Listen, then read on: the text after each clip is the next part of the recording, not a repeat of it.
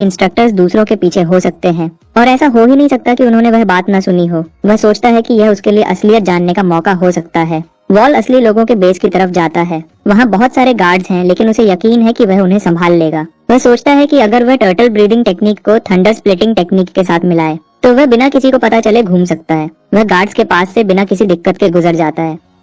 वह बेस के सबसे अंदर वाले हिस्से में जाता है, ये सोचकर कि जो वह ढूंढ रहा है वह इसी कमरे में है। वॉल दरवाजा खोलता है और अंदर जाता है। वह कुछ राज पता करने के लिए सबूत ढूंढने लगता है। वह जानना चाहता है कि वह उन्हें इतना जोर क्यों दे रहे हैं कातिल बनने के लिए और इस सब के पीछे कौन है। जगह चेक करते हुए उसे एक सुनहरी ट्यूब दिखती है। वह उसे खोलता है और उसमें उनका मिशन लिखा हुआ एक स्क्रोल मिलता है। 7 साल में वू गन सॉन्ग को खत्म करना है और 5 लाख यांग इनाम मिलेगा। उसे यकीन नहीं होता और वह हैरान है कि वू गन कितना खास होगा कि उसके लिए वह कातिलों को 7 साल तक ट्रेन कर रहे हैं। वह यह समझने की कोशिश कर रहा है कि 227 लोगों को मार देना सिर्फ एक आदमी की जिंदगी के बराबर कैसे हो सकता है। अचानक वोल को किसी के आने की आवाज आती है और उसे एहसास होता है कि उसे जल्दी भागना होगा। पहली तलवार तेजी से नीचे आ रही थी। उसे जल्दी ही एहसास हो गया कि जब वह कमरे में था तब कोई और भी कमरे में था। उसने दरवाजा लात मारकर खोला। वोल ने सब कुछ ठीक करने की कोशिश की थी, लेकिन वह थोड़ा गड़बड़ था। दूसरी और तीसरी तलवार बेस में आती है और पहली तलवार से मिलते हैं।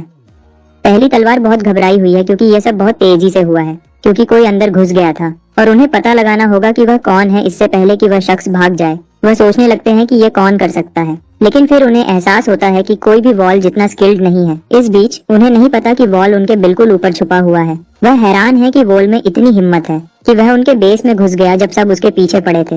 वह उसे सजा देने की बात करते हैं, लेकिन उन्हें डर है कि इससे बगावत हो सकती है। पहली तलवार सोचती है कि उसके पास हेल फ्लूट निकालने के अलावा कोई और रास्ता नहीं है। दूसरी तलवार हैरान है और कहती है कि यह तो आखिरी रास्ता होना चाहिए, लेकिन सीनियर जोर देता है कि अभी इसका इस्तेमाल करना बेहतर है ताकि बच्चों को सीधा किया जा सके और उन्हें दिखाया जा सके कि असली में कौन बॉस है। पहली तलवार पूछती है कि क्या सब इस प्लान में शामिल है और दूसरी और तीसरी तलवार हाँ में इशारा करती है। थोड़ी देर बाद पहली तलवार पहाड़ी के किनारे पर खड़ी है। ट्रेनीज को नहीं पता कि आगे क्या होने वाला है, क्योंकि वह अभी भी भेड़ियों को ढूंढ रहे हैं। कोई भी उसे ढूंढ नहीं पा रहा है, उनके सबसे अच्छे शिकारी भी नहीं। अचानक उन्हें एक साज से आवाज आती है। वह आवाज उन्हें बहुत जोर से लगती है और वह सब जमीन पर गिर जाते हैं, दर्द से चिल्लाते हुए। मिन मदद के लिए चिल्लाती है। उसे लगता है कि आवाज उसे जहर दे रही है। जमीन पर पड़े हुए और रोते हुए दूसरों को लग रहा है कि उनके शरीर में आग लगी है। जब वॉल वहाँ आता है उसे खुद कोई दर्द नहीं होता और उसे एहसास होता है कि उन्होंने पाबंदी शुरू कर दी है। ओएचएल आस पास देखता है और सबको दर्द में देखता है। वह सोचने लगता है कि वह अकेला ठीक क्यों है। वह समझना चाहता है कि क्या हो रहा है, तो वह थोड़ी अंदरूनी ताकत इस्तेमाल करने की कोशिश करता है और मीन पर। यह एक खतरनाक कदम है, लेकिन ज्यादा मुश्किल नहीं होनी चाहिए क्योंकि मिन ने भी गर्ज तकसीम कल्टीवेशन कष्ट की ट्रेनिंग ली है। होल मिन को चेक करता है और पता चलता है कि उसकी इंटरनल एनर्जी बिल्कुल ठीक है, कोई दिक्कत नहीं है। वह उनके बीच कोई भी फर्क ढूंढता रहता है। वह एक जैसा खाना खाते हैं, एक ही जगह रहते हैं और एक ही मार्शल आर्ट्स की प्रैक्टिस करते हैं। तब उसे समझ आता है शायद उनके बीच फर्क का एक ही कारण जहर हो सकता है। ये सब जहर के बारे में लगता है और अब उसे समझ आता है कि वोल को दर्द क्यों नहीं हो रहा है। उस सांप के बार बार काटने की वजह से उसने जहर के खिलाफ ताकत बना ली है। वोल अभी भी ये समझने की कोशिश कर रहा है कि उन्होंने एक साथ 27 लोगों को कैसे परेशान किया। वह सोचता है कि उन्होंने शायद खाने में श्रापित जहर मिला दिया होगा और किसी तरह आवाज से उसे शुरू कर रहे हैं। वह उन्हें अपने लिए चिल्लाते हुए सुनता है और उसे जल्दी सोचना होगा। वोल भागने का फैसला नहीं करता क्योंकि वह नहीं चाहता कि वह उसकी ताकत का पता लगा ले। वह अभी भी अपने फरकर को छुपाकर रखना चाहता है, इसलिए वह जमीन पर गिर जाता है और दर्द में होने का नाटक करता है। वोल जमीन पर पड़ा हुआ मिलता है और कोई पहली तलवार को बुलाता है। तलवार निकालता है और उसे वोल की तरफ नीचे घुमाता है, ये पूछते हुए कि वह उसके कमरे में क्या कर रहा था। वह यह भी कहता है कि वोल अपनी असली ताकतों को छुपाने में बहुत अच्छा रहा है। पहली तलवार अपनी तलवार निकालता है, कहता है कि अभी इस परेशानी को खत्म करना बेहतर है, लेकिन दूसरी तलवार बीच में आती है, उसे रुकने को कहती है। वह समझाता है कि उन्हें वोल की जरूरत है मिशन पूरा करने के लिए, क्योंकि वह ट्रेनीज में सबसे अलग है। पहली तलवार बहुत गुस्सा हो जाती है और जोर देती है कि बाकी ट्रेनीज काफी हैं, लेकिन वह दोनों जानते हैं कि ऐसा नहीं है। दूसरी तलवार सुझाव देती है कि वह फ्लूट का इस्तेमाल करके वोल को कंट्रोल कर सकते हैं, क्योंकि वह श्रापित जहर के सामने बिल्कुल बेचारा है। पहली तलवार को यह आइडिया पसंद आता है और वह मास्क पहने हुए लोगों को सबको एंटीडोट देने को कहती है। एंटीडोट लेने के बाद सबको बेहतर लग रहा है, लेकिन वह अभी भी समझ नहीं पा रहे हैं कि क्या हुआ था। पहली तलवार आगे आती है और बताती है कि वह सारा दर्द वोल की वजह से था। अगर वह उनके बेस में नहीं घुसता तो उन्हें यह सब नहीं सहना पड़ता। वह उन्हें चेतावनी देता है कि अगर कोई फिर से ऐसी गलती करता है तो उन्हें याद रखना चाहिए कि उन्होंने कितना दर्द सहा है। बाद में वोल सोचता है कि क्या हुआ था। उसे याद आता है कि असली लोगों को लगा था कि वह जहर के सामने बिल्कुल कमजोर है। लेकिन वह बहुत खुश है कि सांप के जहर ने श्रापित जहर को खत्म कर दिया और उसे पाबंदी से बचने में मदद की। एक बार फिर वोल को लोग हॉल में आते हुए सुनाई देते हैं। मिन और दूसरे उसे ढूंढ रहे हैं और यो को यकीन नहीं होता कि वोल ऐसी गंदी जगह पर सिर्फ ट्रेनिंग के लिए रहना चाहेगा। यो सोचती है कि वॉल के पास छुपने के अलावा कोई और रास्ता नहीं है, खासकर जब सबने उस पर सारा इल्जाम डाल दिया है। सैन बेचैन हो रहा है और वोल को चिल्लाता है। वोल अचानक कहीं से भी आ जाता है और पूछता है कि वह उसे क्यों ढूंढ रहे हैं। सब उसकी वजह से घबरा जाते हैं और वह फिर से पूछता है। यो पाबंदी का जिक्र करती है कि जब सब बेहोश हुए थे तब वह वहां नहीं था, लेकिन उनके जागने के तुरंत बाद आ गया। उसे लगता है कि पाबंदी का उस पर बिल्कुल भी असर नहीं हुआ। जब मिन उन वक्तों को याद करती है जब उसे दर्द हो रहा था, तो उसे एहसास होता है कि वह इससे निकल पाई क्योंकि किसी ने उसके साथ अपनी अंदर की ताकत बांटी थी। वह सोचने लगती है कि क्या वह वोल था। वोल आखिरकार सच बोल देता है और मानता है कि उसे पता है। वह उन्हें बताता है कि उसे पूरी तरह पता है कि उन्होंने उस पर किस तरह की पाबंदियां लगा रखी हैं। जवाब मांगते हैं, लेकिन वोल हिचकिचाता है, सोचता है कि उसे मदद क्यों करनी चाहिए और उसमें उसका क्या फायदा है, और बहुत गुस्सा हो जाता है और कहता है कि दोस्तों के साथ ऐसे पेश नहीं आते। वॉल मजाक करता है कि असली दोस्त इतनी नफरत से एक दूसरे पर हमला नहीं करते। सैन समझ जाता है कि वोल क्या कहना चाहता है और कसम खाता है कि वह उसे हमेशा दोस्त और साथी समझेगा, चाहे कुछ भी हो। सबको लगता है कि वह पूरी तरह यकीन नहीं दिला पा रहा है और वोल कहता है कि उसे सैन का भरोसा जीतने के लिए और कुछ करना होगा। वोल की उसके कूल सिल्क मास्क के काम की तारीफ करता है और कहता है कि उसके जैसा कोई साथ हो तो बहुत अच्छा होगा। वह वोल को फूलों वाला कारकर्दी ट्रूप में शामिल होने का न्योता देता है अगर उन्हें कभी आजादी मिलती है, और मदद करने की पेशकश करता है। यो कहती है कि अगर वोल मदद करता है तो वह उसे दोस्त समझेगी और वादा करती है कि उसका ग्रुप उसके साथ बुरा बर्ताव नहीं करेगा। थोड़ा अकेला महसूस करते हुए शिमिज बीच में बोलती है कि वह कभी वोल का साथ नहीं छोड़ेगी। सब झूठ से तंग आकर वोल ने बोल दिया कि वह पाबंदी असल में श्रापित जहर है। जब उन्होंने उससे समझाने को कहा, उसने बताया कि उन सबको एक तरह के गंदे जीव ने जहर दिया है जो आमतौर पर उनके शरीर में ही रहता है। दिक्कत ये है कि जब वह हेल्थ फ्लूट की आवाज सुनता है तो वह शुरू हो जाता है जहर छोड़ता है जो उनके खून में फैल जाता है और उनके अंगों को खराब करना शुरू कर देता है। यो पूछती है कि वोल जहर को कैसे संभाल सकता है। वॉल समझाता है कि वह आमतौर पर इसके खिलाफ काफी ताकतवर है, इसलिए इसका उस पर ज्यादा असर नहीं होता। वह कहता है कि उसने सारी जरूरी जानकारी दे दी है और उन्हें खुद ही पता लगाना चाहिए कि श्रापित जहर से कैसे छुटकारा पाएं। वॉल पूरा सच बताना नहीं चाहता क्योंकि इससे चीजें बहुत मुश्किल हो सकती हैं। यो जानकारी के लिए शुक्रिया करती है और उसे कहती है कि अगर उसे कभी मदद की जरूरत हो तो वह उससे संपर्क कर सकता है। वॉल कहता है कि शायद वह कभी उसकी पेशकश मान ले और वह दोनों अलग अलग दिशाओं में चले जाते हैं। मिन वोल को रोकती है और उसे अपना असली नाम बताती है। लाइज युलमन है। वोल थोड़ा उलझन में है कि उसे इसकी परवाह क्यों करनी चाहिए, लेकिन वह बस चाहती है कि वह इसे याद रखे। पहली तलवार सबको बताती है कि वह आज आखिरकार गुफा छोड़ रहे हैं। चेले जोश में थे, लेकिन फिर भी उनको थोड़ा शक था। उसने येल को बुलाया और उसको सबको बाहर ले जाने की जिम्मेदारी दी। वह समझ गई कि उसको क्या करना है और फिर छत से एक टोकरी नीचे आई। जब असली उस्ताद बाहर जा रहे थे तो वह सोचने लगे कि उनके कितने चेले बच पाएंगे। उन्होंने उनको बहुत अच्छे से ट्रेनिंग दी थी, लेकिन अब उनका मुकाबला एक ऐसे योद्धा से है जो बहुत काबिल है, जंगू में सबसे अच्छा।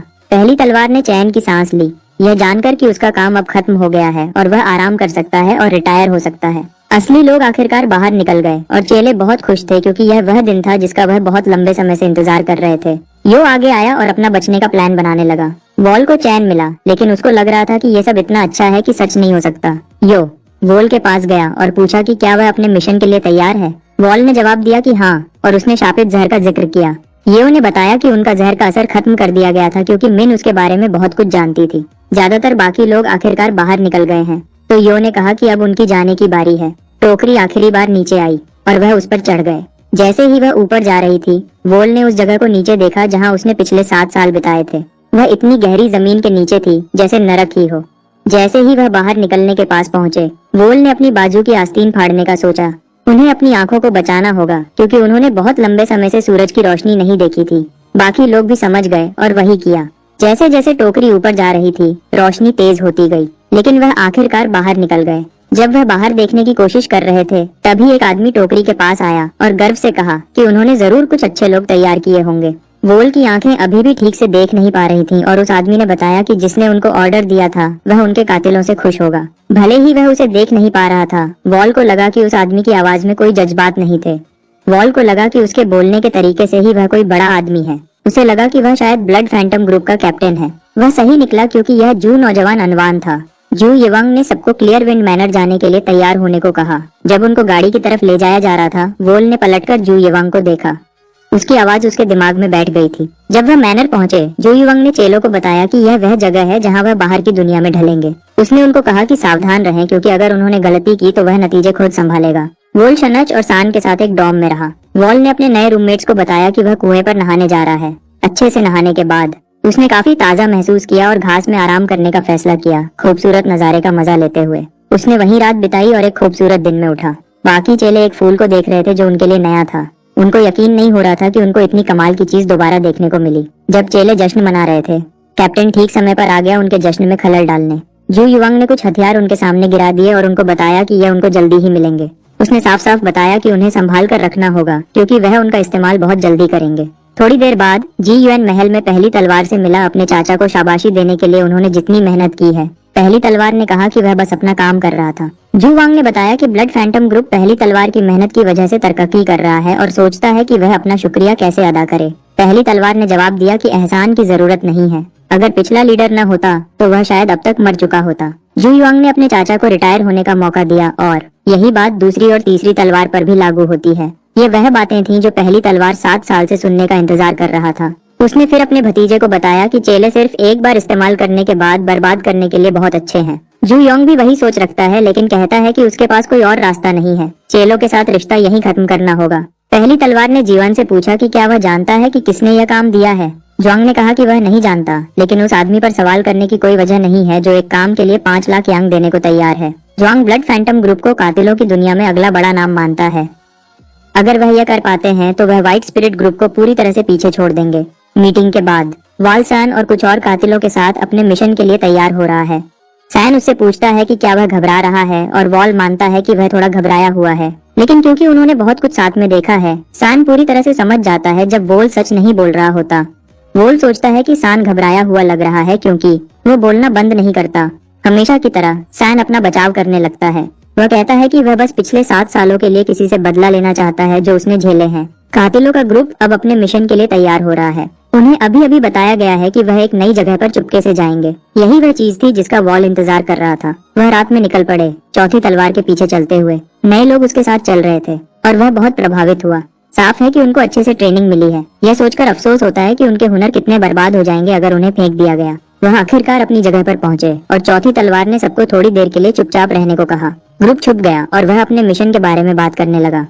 उसने बताया कि एक बार जब वह पहाड़ पर पहुंच जाएंगे, उन्हें एक मैनर मिलेगा जो बिल्कुल वैसा ही दिखता है जहां वह जमीन के नीचे रहते थे। इमारतों के बीच में जिस आदमी को वह ढूंढ रहे हैं वह ब्राइट मून पैलेस के अंदर है। कातिल जाने के लिए बेचैन थे क्योंकि वह उस जगह को अपनी हथेली की तरह जानते हैं। वॉल ग्रुप में अकेला था जिसने समझा कि उनका निशाना वूगन है। हम एक औरत यांग को देखते हैं जो सोच में डूबी हुई थी जब वह कुछ फूलों को देख रही थी। एक फूल उसका ध्यान खींचता है। जब वह उसे छूने के लिए हाथ बढ़ाती है तो वह अचानक गायब हो जाता है। यांग अभी भी समझने की कोशिश कर रही थी कि क्या हुआ जब उसने किसी को अपना नाम पुकारते हुए सुना। यह एसियोल है, एमए सेक्ट का लीडर। रैन पूछती है कि यांग बाहर अकेली क्या कर रही है। यांग बस कंधे उचकाकर कहती है कि वह अच्छी हवा का मजा ले रही है। रैन उससे पूछती है कि क्या वह अभी भी नाराज है। उसने जवाब दिया कि यह इतना आसान नहीं है, लेकिन उसकी जिंदगी दांव पर है इस काम से। और सच कहूँ तो वह यह काम नहीं करना चाहती थी। रैन बहुत गुस्सा है और यांग के रवैये से खुश नहीं है। वह योंग को याद दिलाती है कि उसने ही उसकी मदद की थी जब वह सड़कों पर कुछ नहीं थी।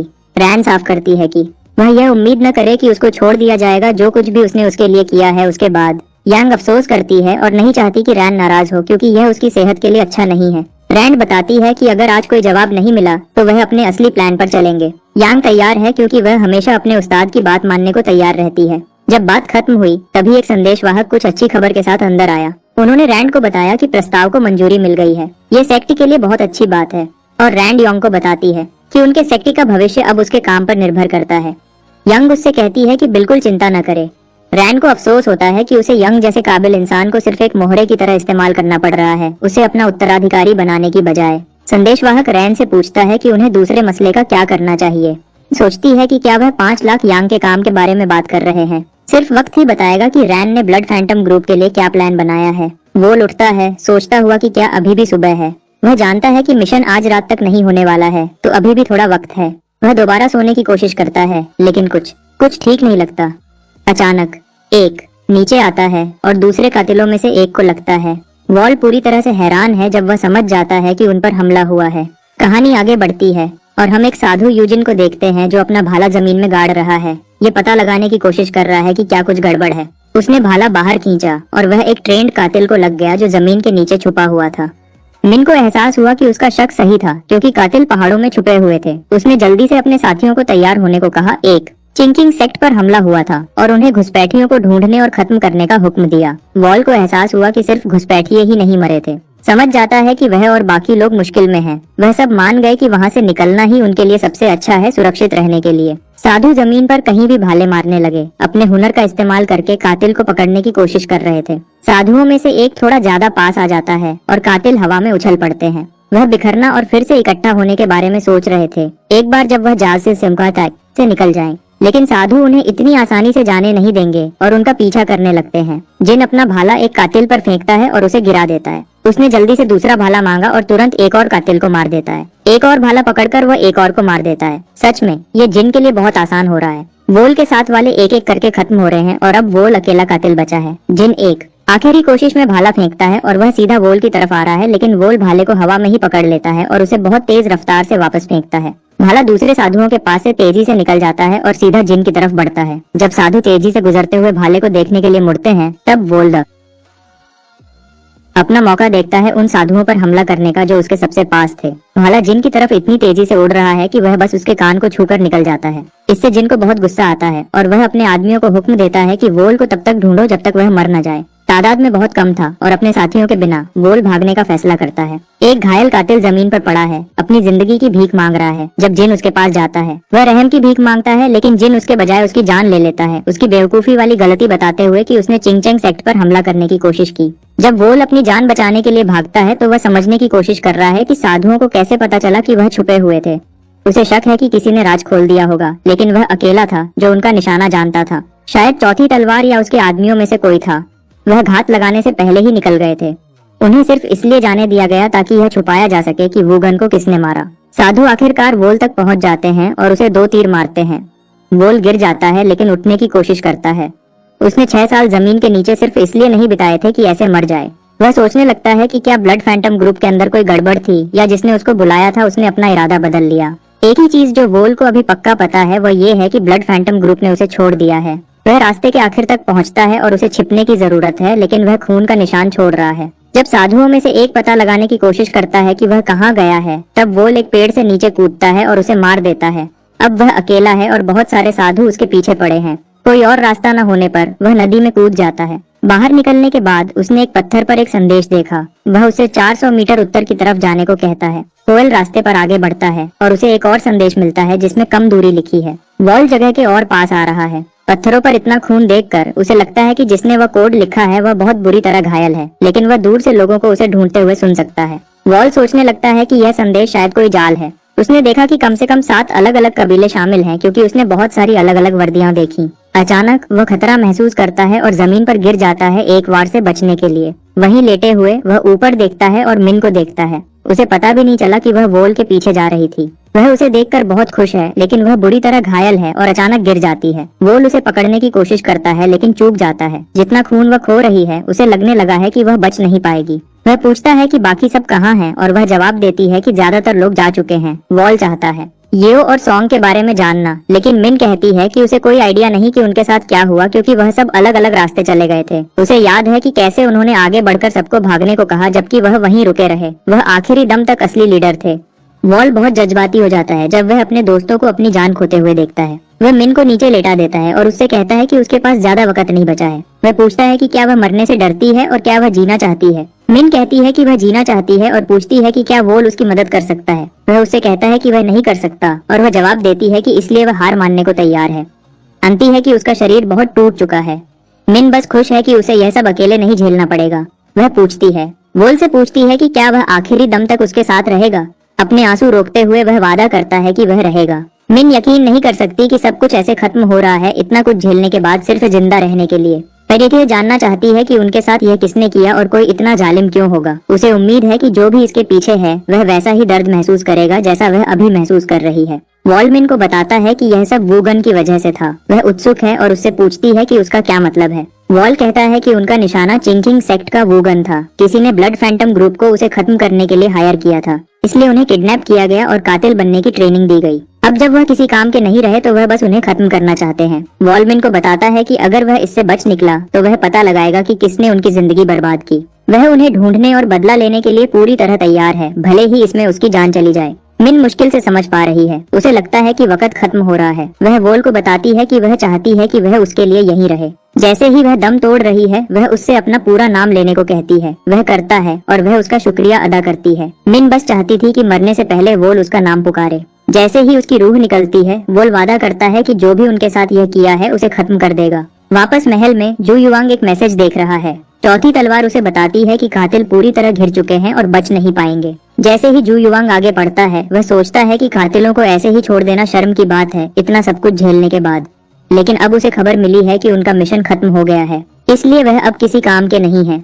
चौथी तलवार पूछती है कि क्या इसका मतलब है कि महल मुश्किल में पड़ सकता है, और जू युवांग उसे यकीन दिलाता है कि वह इस जगह को ढूंढ नहीं पाएंगे। वह सोचता है कि बेहतर है कि वह यहाँ तब तक रुकें जब तक यह मुश्किल वक्त गुजर न जाए। फिर चौथी तलवार पूछती है कि क्या जू युवांग को सच में नहीं पता कि यह काम किसने दिया है। जू युवांग जवाब देता है कि वह पता लगा सकता है, लेकिन उसे कुछ हदों का ख्याल रखना पड़ेगा। जू युवांग को इसकी कोई फिक्र नहीं है क्योंकि उन्होंने एक मैसेज भेजा था जो ठीक था। लेकिन फिर चौथी तलवार मैसेज देखती है और पूरी तरह घबरा जाती है। पता चलता है कि उसमें कुछ ट्रैकिंग इंसेंस मिला हुआ था और ऐसे ही उनमें से एक असली वाला गिर जाता है। महल पर हमला हो गया है। पहली तलवार आगे आती है, हमला करने वालों को पीछे हटने की चेतावनी देती है। कहती है कि वह उनका मुकाबला नहीं कर सकते, लेकिन वह पीछे हटने से मना कर देते हैं। उनमें से एक चिल्लाता है कि सब कातिलों को खत्म कर दो और हुक्म तोड़ो। चौथी तलवार जू युवांग से कहती है कि उन्हें पीछे हटना चाहिए, लेकिन जू युवांग मना कर देता है। कहता है कि वह जा नहीं सकता क्योंकि वह उसके लिए यहाँ आए हैं और वह उसे भागने नहीं देंगे। गुस्से में आकर जू युवांग कहता है कि उन्होंने हद पार कर दी है और लड़ने के लिए तैयार हो जाता है।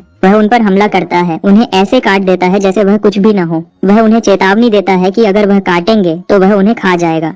जू युवांग सबको थोड़ी देर और रुकने को कहता है, लेकिन तभी उसे दूर से कोई कहता हुआ सुनाई देता है कि उसे यह मौका नहीं मिलेगा। अचानक वह आदमी एक बहुत ही ताकतवर हमला करता है। दुश्मन उसे एक भारी तलवार के वार से रोकने की कोशिश करता है, लेकिन यह बहुत ज्यादा होता है। वह खून खांसता है और पीछे लड़खड़ा जाता है, पूरी तरह से हिल जाता है। वह ताकत महसूस कर सकता है और पूछता है कि यह कौन है। औरत हंसी, गुस्सा होकर कि एक मामूली कातिल उससे उसका नाम पूछने की हिम्मत करे। जैसे ही वह करीब आती है, जू युवांग अचानक पहचान जाता है कि वह कौन है। वह जिंदगी खत्म करने वाला जहरीला दिल। जैसे ही जू युवांग पूछने वाला होता है कि क्या उसने ही यह काम दिया था, वह उसे बीच में ही रोक देती है। चेतावनी देती है कि अपना मुंह बंद रखे, वरना वह उसकी जुबान खींच लेगी। वह अपना अगला वार करने के लिए तैयार हो जाती है। जू युवांग को आखिर में सब समझ आ जाता है और उसे पता चलता है कि मदद मांगने वाला आईमेई सेक्ट से था। अब वह खुद को कोसता है कि उसने यह पता लगाने की कोशिश क्यों नहीं की कि वह कौन था। इस गलती की वजह से एक बड़ी गड़बड़ हो गई है, लेकिन वह अकेला नहीं मरेगा। चांग वाई गू के इतने खुश रहने से तंग आ गया है और एक और हमला करता है। लिu युवांग उसे फिर से रोकने में कामयाब हो जाता है और पलटकर वार करता है। जू युवांग चोंगहुआ पर हमला करता है। उसकी तलवार हवा में काटती हुई तेज और सही वार करती है। जोंगहुआ उससे सामने से मिलता है, हर वार को तेज पलट वार से रोकता है। जैसे ही उनके हथियार टकराते हैं, हर तरफ चिंगारियां उड़ती हैं। कमरा एनर्जी से भर जाता है। जैसे वह लड़ते हैं, कोई भी पीछे नहीं हट रहा था। आखिर में वह अलग हो जाते हैं। दोनों अपनी जगह पर खड़े रहते हैं, किसी भी पल फिर से लड़ने के लिए तैयार। जोंगहुआ गू की स्किल महारत से मुतासिर है। वह खुश है कि वह दिन की रोशनी में लड़ रहे हैं और अंधेरे में छुपकर कोई धोखे वाला हमला करने का मौका नहीं है। लेकिन वह जानती है कि यह सब खत्म होना चाहिए। वह उसे खत्म करने पर तुली हुई है ब्लड फैंटम ग्रुप के बाकी लोगों के साथ। इसके साथ ही वह अपना आखिरी तेज घूमने वाला वॉर करती है। इस बार जू युवांग उसे रोक नहीं पाता। जू युवांग जानता है कि वह मौत के सामने है और उसे फिक्र होती है कि शायद यह ब्लड फैंटम ग्रुप का अंत हो। लेकिन फिर वह उस खून, पसीने और आंसुओं के बारे में सोचता है जो उसने इस ग्रुप को बनाने में लगाए थे, ताकि वह सफेद रूह ग्रुप का मुकाबला कर सके। यह सोच उसके अंदर आग लगा देती है, उसे लड़ते रहने की ताकत देती है। जू युवांग और जोंगहुआ सच में लड़ रहे हैं, एक दूसरे पर भारी वार कर रहे हैं। जब लड़ाई और बढ़ने वाली होती है, कोई बीच में कूद जाता है और एक वार अपने ऊपर ले लेता है जो गू के लिए था। पूरा माहौल बदल जाता है। एक पल में और सब लोग रुक जाते हैं, समझ नहीं पाते कि क्या हो रहा है। जू युवांग बुजुर्ग मास्टर को चिल्लाता है, पूरी तरह से हैरान है कि उसके ग्रुप को मांगने के बाद उसने उसके साथ ऐसा क्यों किया। वह रो रही है, बुजुर्ग मास्टर पर धोखा देने का इल्जाम लगा रही है, लेकिन बुजुर्ग मास्टर को इसकी फिक्र नहीं है और वह जू युवांग को बीच में ही रोक देती है। पूरी तरह से हैरान होने का नाटक करती है, जैसे उसे पता ही न हो कि जू युवांग क्या बकवास कर रहा है। वह अपने ग्रुप को सब खत्म करने को कहती है। पहली तलवार को पीछे से एक बुरी तरह वार लगता है और वह जमीन पर गिर जाता है, ईमे सेक्ट पर चिल्लाता हुआ। उसे एहसास होता है कि जब से बुजुर्ग मास्टर उनकी लीडर बनी है, उन्होंने अपनी ताकत बहुत तेजी से बढ़ाई है। वह उस औरत का नाम पूछता है जिसने उसे अभी अभी खत्म किया है। वह उसे बताती है कि उसका नाम योंग है। वह कहता है कि उसने सुना था कि रैन की एक चेली बहुत खूबसूरत और टैलेंटेड है, तो वह वही होगी। योंग जवाब देती है कि वह सिर्फ बढ़ा चढ़ाकर कही गई अफवाहें हैं। पहली तलवार अपनी आखिरी सांस लेता है और सोचता है कि यह कितनी अजीब बात है कि सालों तक कातिल रहने के बाद भी वह आयमी सेक्ट की एक चेली का मुकाबला नहीं कर पाया। इसी बीच यांग अपनी बहन को बताने चली जाती है कि पहली तलवार को खत्म कर दिया गया है। फिर हम देखते हैं कि चौथी तलवार को रैन के सामने लाया जाता है। कैदियों का कहना है कि उसने ही नए कातिलों को ले जाया था पास के चिंगचेंग पहाड़ी इलाके में। एल्डरली मास्टर उससे पूछती है कि उसने कितने कातिलों को पहाड़ पर लाया था। वह जवाब में एक सवाल पूछता है कि वह क्यों जानना चाहती है। वह उससे जवाब के लिए जोर देती है, लेकिन वह कहता है कि उसे नहीं पता। चौथी तलवार बीच में बोलती है, कहती है कि अगर उसे पता भी होता तो भी वह नहीं बताता, खासकर उसके महल में इतनी गड़बड़ करने के बाद। बुजुर्ग मास्टर को उसकी जिद प्यारी लगती है और वह उसे तकलीफ देती है। वह अपना सवाल फिर से पूछती है और चौथी तलवार अनचाहे में कहती है कि उसने 28 कातिलों को लाया था। बुजुर्ग मास्टर को जो चाहिए था वह मिल गया और उसने पूछा कि पहाड़ से कितने कातिलों को खत्म कर दिया गया है। औरत कहती है कि 24 को खत्म कर दिया गया है। बुजुर्ग मास्टर चाहती है कि बचे हुए 4 को तुरंत खत्म कर दिया जाए। जब महल जल रहा होता है, बुजुर्ग मास्टर यांग की तरफ मुड़ती है और कहती है कि उसका रोल अभी बहुत जरूरी है। वह कहती है कि वह चिंगचेंग सेक्ट में किसी को भेजेगी शादी की तारीख तय करने के लिए जैसे ही सब ठीक हो जाता है। बुजुर्ग मास्टर यांग को शादी के लिए दिल और शरीर से तैयार रहने की सलाह भी देती है। वह जोर देती है कि जो कुछ भी हो रहा है वह सेक्ट के भविष्य के लिए बहुत जरूरी है। वॉल पहाड़ पर है, दूर से भिक्षुकों को देख रहा है। दाखिला पर सिक्योरिटी बहुत टाइट है, इसलिए वह अंदर से घुसने की सोच रहा है। वह सोचता है कि वह जोंगहू के दुश्मन बनकर नीचे जाने के लिए उत्सुक है, तो वह भी इस प्लान में शामिल हो सकता है। उनके बेस में एक भिक्षुक बाहर जाकर कुछ जड़ी बूटियां इकट्ठी करने की तैयारी कर रहा है। उसके दोस्त उसे सावधान रहने की चेतावनी देते हैं क्योंकि हाल ही में चीजें थोड़ी गड़बड़ चल रही हैं। लेकिन भिक्षुक को पूरा यकीन है कि कोई भी चिंकिंग सेक्ट से पंगा नहीं लेगा। जब वह अकेला जंगल में घूम रहा होता है, अचानक उस पर हमला होता है और वॉल उसे गले से पकड़ लेता है। वह वोल से पूछने की कोशिश करता है कि वह कौन है, लेकिन वोल अपनी तलवार निकाल लेता है। वोल उसे चोट पहुंचाता है और भिक्षुक को यकीन नहीं होता कि कोई उस पर इस पहाड़ पर हमला करेगा। वोल फिर पूछता है कि क्या भिक्षुक चिंकिंग सेक्ट का हिस्सा है। भिक्षुक हाँ में सिर हिलाता है और वोल उसे छोड़ देता है ताकि वह कुछ और सवाल पूछ सके। उसने भिक्षुक का नाम पूछा और भिक्षुक जवाब देता है कि वह डोजिन है, चिंगचेंग सेक्ट का तीसरी पीढ़ी का चेला। वोल डोजिन से पूछता है कि वूगन कैसा आदमी है और डोजिन घबरा जाता है, सोचता है कि वह चिंगचेंग के अकेले सितारे के बारे में बात कर रहा है। वोल को हैरानी होती है कि डोजिन ने उसे ऐसा क्यों कहा। वह बताता है कि सीनियर भाई वूगन चिंगचेंग सेक्ट की सबसे अच्छी चीज है जो उन्होंने पैदा की है। उसने उनकी ज्यादातर मार्शल आर्ट्स में महारत हासिल कर ली है और उसके पास अगले लेवल की महारत है। डोजिन ने यह भी सुना है कि चिंगचेंग सेक्ट के पिछले मास्टर्स उसमें दिलचस्पी रखते हैं और अपनी शिक्षा उसके साथ बांट रहे हैं। वोल सोच में पड़ जाता है कि चिंगचेंग सेक्ट कैसे बन रही है और आखिर में उसे समझ आता है कि उन्होंने इस इतने मुश्किल दुश्मन के लिए ट्रेनिंग में इतनी मेहनत क्यों की। डोजिन वोल से उसे जिंदा छोड़ने की भीख मांगता है क्योंकि उसने सारी जानकारी बता दी है जो उसके पास थी। लेकिन जब वह वॉल की तरफ मुड़ता है तो घबरा जाता है। वॉल बदल रहा है और डोजिन अचानक बहुत चिंतित हो जाता है। उसे नहीं पता कि वॉल क्या कर रहा है और जब वह उसकी तरफ वापस देखता है तो उसे अपना ही चेहरा दिखाई देता है। डोजिन घबराना शुरू कर देता है जैसे ही वह यह समझने की कोशिश करता है कि वोल क्या प्लान कर रहा है। लेकिन जब उसकी नजर वोल की गहरी नजरों से मिलती है तो उसे समझ आता है कि वोल उसकी नकल करने वाला है और उसने एक कातिल पर भरोसा करके बहुत बड़ी गलती कर दी है। वापस भिक्षुक के घर पर सामने के गार्ड्स हैरान हो जाते हैं जब डोजिन इतनी जल्दी वापस आ जाता है। वह कहता है कि वह वापस आया है क्योंकि वह कुछ भूल गया था। जैसे ही वह दाखिला से अंदर जाता है उसे लगता है जैसे यह एक नई दुनिया हो। यह इसलिए है क्योंकि असल में यह वोल है जो डोजिन में बदल गया है। वॉल बेस में छुपकर चलता है अपनी टर्टल ब्रीदिंग टेक्निक का इस्तेमाल करते हुए वूगन के कमरे को ढूंढते हुए। वॉल ने जल्दी ही पता लगा लिया कि वूगन कहाँ रहता है। शांगचिंग पैलेस के अंदर एक मीटिंग चल रही थी। चिंकिंग सेक्ट के लीडर ने पूछा कि क्या अब बाहर सब शांत है। उसके सेकंड इन कमांड वूजिन ने जवाब दिया कि वह कातिलों को ढूंढने के करीब है। सेक्ट लीडर अब भी हैरान था कि कुछ कातिलों ने उनके सेक्ट पर हमला करने की हिम्मत कैसे की। जिन ने बताया कि यह सब ऐसे ही नहीं हो सकता था बिना किसी के पीछे से डोर संभाले। जब रहबर ने पूछा कि क्या जिन को कोई आइडिया है कि वह कौन हो सकता है, जिन ने कहा कि उनके पास अभी तक कोई लीड नहीं है, लेकिन उसने कुछ चेलों को और जानकारी निकालने के लिए भेजा है। सेक्ट का सबसे बड़ा योद्धा बीच में बोलता है कि जो अभी हुआ है वह बिल्कुल माफ करने के लायक नहीं है। वह पक्का है कि वह ऐसा फिर से नहीं होने देगा। जिन उसे तसल्ली देता है कि फिक्र न करे। सेक्ट लीडर स्वर्ग और राक्षसों की लड़ाई की बात करता है, सबको याद दिलाता है कि वह सब कुछ खोने के कितने करीब आ गए थे जब सेलेस्टियल डीमन यूनियन जांगहू पर कब्जा करने वाला था। तभी कमाल के मार्शल आर्टिस्ट ली गॉक आगे आए और उन्होंने प्रोविडेंस अलायंस बनाया। शाओलिन टेम्पल, वुदांग सेक्ट और माउंट हुआ सेक्ट ने इसमें शामिल होने का फैसला किया और उन्होंने सच में कमाल कर दिया, अपनी पिछली शान वापस पा ली। इवेंट के दिन पहले 2 मार्शल आर्टिस्ट को शो में बुलाया गया था ताकि वह पहली कार्यकर्दगी दे। दूसरी तरफ चिंग सेक्ट और एमी सेक्ट ने इसमें हिस्सा न लेने का फैसला किया, अपने दरवाजे बंद कर लिए। उन्हें सिर्फ सिचुआन के महान परिवार का शानदार खिताब मिला, लेकिन असल में वह दूसरों के सामने कुछ भी नहीं थे। सेक्ट लीडर ने कहा, अगर वह सच में दूसरों से आगे निकलना चाहते हैं तो वह सुस्त नहीं हो सकते और उन्हें पूरा ध्यान देना होगा। जिन सबको तसल्ली देता है कि ज्यादा फिक्र न करें। वह सोचता है कि अगर सब ठीक रहा तो वह कुछ ही सालों में वापस सही रास्ते पर आ जाएंगे। सेक्ट का सबसे बड़ा योद्धा इस बात से सहमत है और पूछता है कि जिन का बेटा वुगन कैसा है। वह जानता है कि वह क्या कर रहा है और वह जाने के लिए तैयार है। वुगन हाल ही में दिखाई नहीं दिया है और लगता है कि वह छुपकर ट्रेनिंग कर रहा है, अपने पापों का प्रायश्चित करने पर ध्यान दे रहा है। जिन को बुरा लगता है कि वह अपने बेटे को उस तरह से नहीं पाल सका जैसा वह चाहता था। सेक्ट का सबसे बड़ा योद्धा उसे तसल्ली देता है, कहता है कि उसकी उम्र के बच्चे के लिए यह बिल्कुल नॉर्मल है और जो चीजें पहले ही ठीक हो चुकी हैं उनके लिए माफी मांगने का कोई फायदा नहीं है। जिन वादा करता है कि वह खुद को सुधारेगा। योद्धा